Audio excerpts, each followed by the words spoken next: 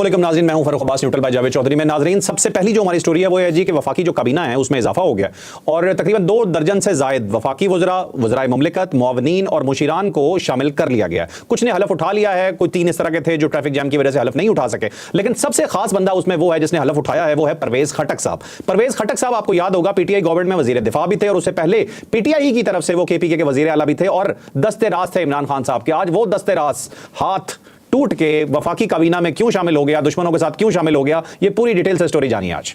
अब परवेज खटक साहब सारे इलेक्शन नहीं जीत सके थे। उससे पहले उनका ख्याल ये था कि 2024 का जो इलेक्शन है वो खैबर पख्तूनख्वा के अंदर तबाही फैला देंगे। इमरान खान साहब बुरी तरह हार जाएंगे क्योंकि उन्होंने जब वो चीफ मिनिस्टर थे तो खैबर पख्तूनख्वा में उन्होंने बहुत काम किया, तो इसमें कोई शक भी नहीं कि परवेज खटक साहब ने काम बहुत ज़्यादा करवाए थे और उनका ख्याल ये था कि सूबा जो है ना उनका एहतराम करेगा और उसके साथ साथ क्योंकि मैना प्रिंसिपल हैं और इमरान खान साहब वाकई परवेज खटक साहब का एहतराम भी करते थे और परवेज खटक साहब से डरते भी थे।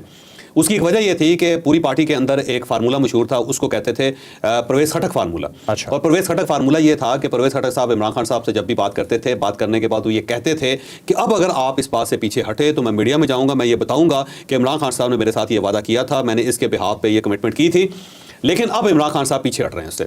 तो वो ये बाकायदा इमरान खान साहब को ये कह के आते थे कि अगर आप बात से पीछे हटे, आपने यू टर्न लिया तो मैं आपके खिलाफ गवाही दे दूंगा। तो इस वजह से परवेज खटक फार्मूला था कि जब भी किसी जगह कोई चीज़ उलझ जाती थी, फंस जाती थी, तो परवेज खटक साहब को भेजा जाता था। परवेज खटक साहब इमरान खान साहब को ये बता के आते थे और इमरान खान साहब अगर एग्री करते थे तो फिर परवेज खटक साहब बाहर आके प्रेस कॉन्फ्रेंस करते थे या कोई ना कोई कमिटमेंट या वादा करते थे किसी के साथ।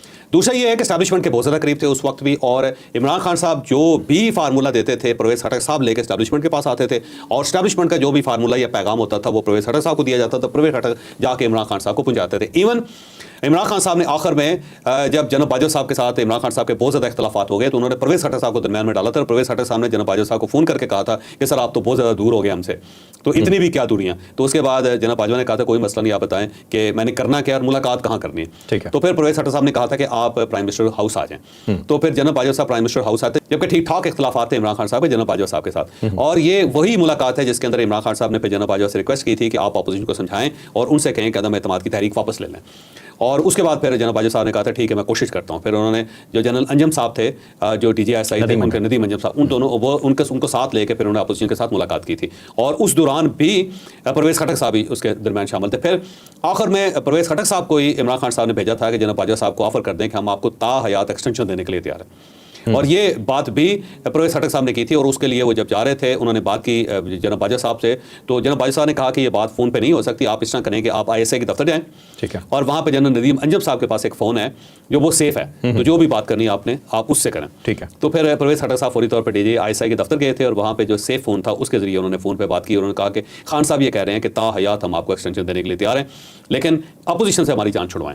तो इस हद तक परवेज खटक साहब जो थे वो जनरल बाजवा साहब के साथ लिंक थे। फिर जब इमरान खान साहब की गवर्नमेंट खत्म हो गई और PDM की गवर्नमेंट शुरू हो गई तो उसके बाद भी परवेज खटक साहब ही राब्ता थे इमरान खान साहब और जनरल बाजवा साहब के दरमियान।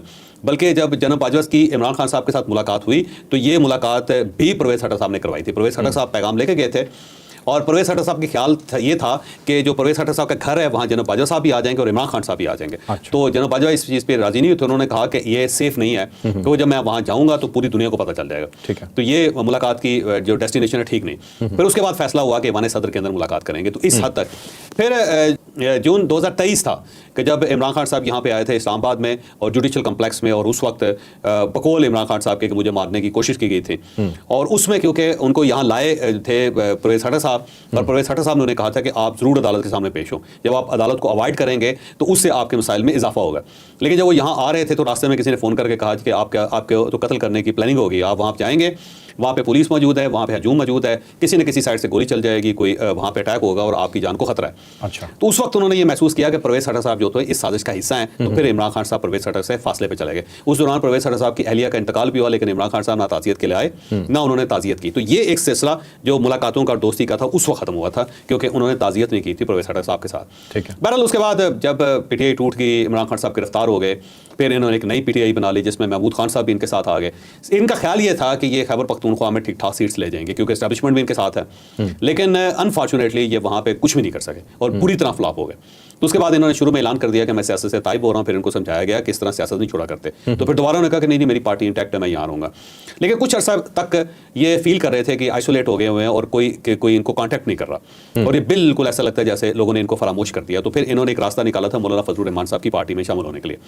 मौलाना फजलुर रहमान साहब के साथ इन्होंने 3-4 ऊपर नीचे मुलाकातें की, फिर इन्हीं की तरफ से, इन्हीं की फैमिली की तरफ से ये खबर निकलनी शुरू हुई कि परवेज़ खट्टर साहब कल यानी 22 फरवरी को ऐलान कर रहे हैं JUI में शामिल होने के लिए। ठीक है। अब मेरा ख्याल ये, अब ये तज्जिया एक खबर नहीं है, मेरा ख्याल ये है कि ये खबर जब चली तो उसके बाद गवर्नमेंट को महसूस हुआ, एस्टैब्लिशमेंट को भी महसूस हुआ कि परवेज़ खट्टर साहब का मौलाना फजलुर रहमान साहब के पास जाना ठीक नहीं है।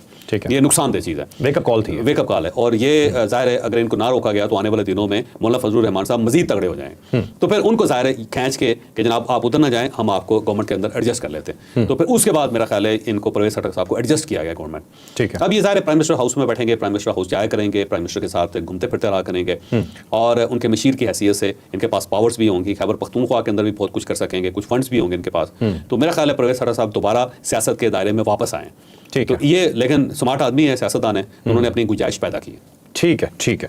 नाज़रीन चलते हैं अपनी अगली स्टोरी की तरफ। नेक्स्ट स्टोरी भी हमारी बहुत इंपॉर्टेंट है। दुश्मनी के अंदर आपको बहुत ये ख्याल रखना होता है कि जो दुश्मन का दुश्मन है वो आपका दोस्त जरूर होता है, लेकिन आपको ये भी देखना होता है कि वो आपका दोस्त बन सकता है जिसे आप दोस्त बनाने जा रहे हैं। तो ऐसी एक स्टोरी है, 2 ऐसे नाम हैं जो कि एंटी स्टेट हैं पाकिस्तान के इस वक्त, जो बज़ाहिर नजर आता है उनके बयानात से, उनकी चीज़ों से, और पाकिस्तान में कुछ भी गलत होता है तो ये लोग कंडेम नहीं करते। उनका साथ दिया इमरान खान साहब ने, लेकिन उन्होंने उसके बदले में इमरान खान साहब के साथ क्या किया, और इसके रिजल्ट में पूरी पार्टी जब खान साहब के पास जाके पहुंची तो उन्होंने खान साहब को एडवाइस क्या किया, और अब खान साहब क्या करने जा रहे हैं, ये पूरी स्टोरी आपको बताते हैं। अब देखिए 2 लोग हैं, जैसे मारंग बलोच हैं जिनका ताल्लुक ज़ाहिर बलोचिस्तान के साथ है, खातून है, और मिसिंग पर्सनस के नाम पे उन्होंने अपनी पॉलिटिक्स शुरू की थी, और आहिस्ता आहिस्ता वो मशहूर हो गई बलोचिस्तान के अंदर। ये रियलिटी हकीकत है कि वो मशहूर हैं यूथ के अंदर भी और पुराने लोगों के अंदर भी। बल्कि जो एक बयानिया बलोचिस्तान का था, प्रोटेस्ट का बयानिया, वो उन्होंने हाईजैक कर लिया। अब सरदार जो बलोचिस्तान के, उनके पास कुछ नहीं है, उनके कहने पर लोग नहीं निकलते, मारंग बलोच के कहने पर लोग निकल आते हैं, और इंडियन जो है वो सपोर्ट कर रहे हैं इनको, और सोशल मीडिया के अंदर उन्होंने बड़ी प्रोजेक्शन की इनके।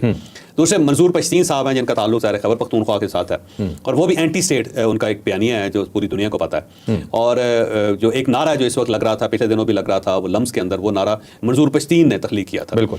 लेकिन यहाँ पे मैं आपको ये बताता जाऊँ कि मंजूर पश्तीन साहब जो हैं वो आर्मी पब्लिक स्कूल के पढ़े हुए हैं, और वहीं से इनकी पैदावार हुई है, वहीं से ये डेवलप हुए हैं, वहीं से ये जीते भी हैं। लेकिन उसके बाद ज़ाहिर है ये दूसरी साइड पर चले गए। तो ये दोनों जो लोग हैं, मारंग बलोच साहबा और मंजूर पश्तीन साहब, मैं ज़ाहिर इज़्ज़त के साथ इनका जिक्र कर रहा हूँ, ये एस्टैब्लिशमेंट या रियासत जो इनको पसंद नहीं करती, और सख्त खिलाफ रियासत की, क्योंकि उसकी वजह ये है कि रियासत की आंखों के अंदर रोज़ाना मिर्चें झोंकते हैं। तो कैसे कोई मुल्क तस्लीम करेगा? जो रियासत के खिलाफ है उसे रियासत पसंद करेगी क्यों? हाँ, स्टेट के खिलाफ है, जो स्टेट के खिलाफ है तो कौन उसको पसंद करेगा? कुदरती बात है, रियासत क्यों पसंद करेगी? सही आपने फरमाया।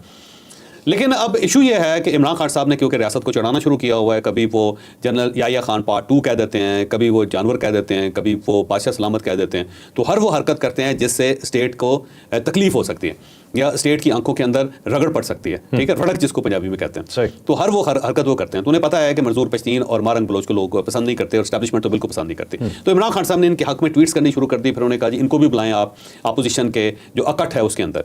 तो जो यहाँ पे कौमी कॉन्फ्रेंस हो रही थी उसमें भी इनको बुलाया गया था, इनको दावत दी गई थी, आप आके आग तकरीर करें। लेकिन वो समझदार लोग हैं, उन्हें पता था IFC वहाँ पे खड़ी है, हम जाएंगे तो हम गिरफ्तार हो जाएंगे, इस चक्कर में नहीं पड़े। तो इमरान खान साहब ने जब उनकी तारीफ की तो पाकिस्तान तहरीक इंसाफ का ख्याल ये था कि मारंग बलोच और मंजूर पश्तीन की तरफ से शुक्रिया का मैसेज आएगा इमरान खान साहब के लिए।